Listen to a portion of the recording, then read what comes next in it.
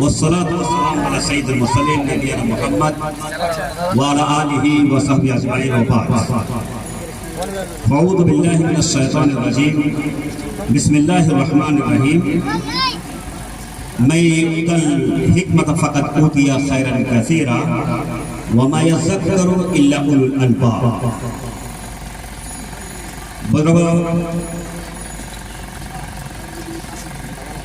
دوستو، نوجوانوں، عزیزوں،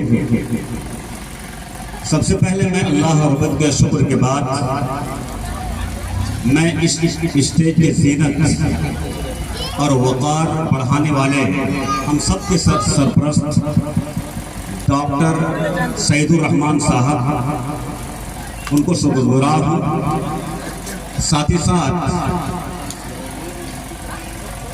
شیشہ آبادی ایسوسیشن کے جوائنٹ سیکرٹری فضیلت الشیخ انعام الحق مدنی اور اس ضلع کے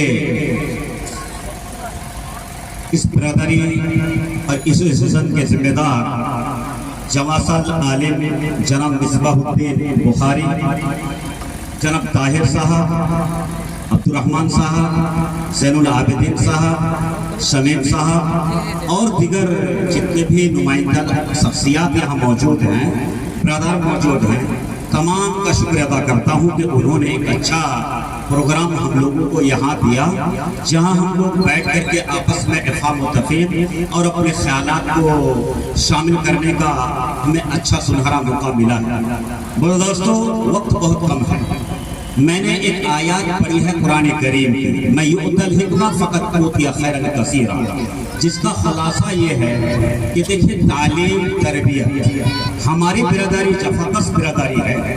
بڑی محنتیں کی یہاں شروع سے، جنگلوں کو منگل بنایا ہے، تاہم ہماری محنتیں جتنی زمین کو جوتنے میں کی گئی، اگر اس کا 2% اگر تعلیم میں ہماری محنت ہوتی تو یہ قوم بہت آگے جا سکتی تھی.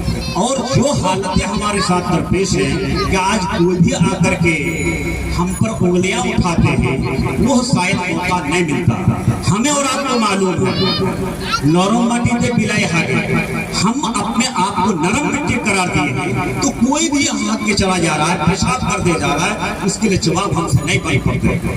بہت اچھا کہا تھا شیخ سعدی نے، بنی آدم از علم یابت کمال، نہ اد حشمت و جاہ نہ مال و ملال. مطلب یہ ہے کہ بنو آدم کے سنتان، ان کے اولاد کمال کو پہنچتا ہے علم کے ذریعے سے. یہ اپنے کمال کو لاؤ لشکر کے ذریعے سے، مال و ملال، مال و دولت کے ذریعے سے کبھی نہیں پا سکتا.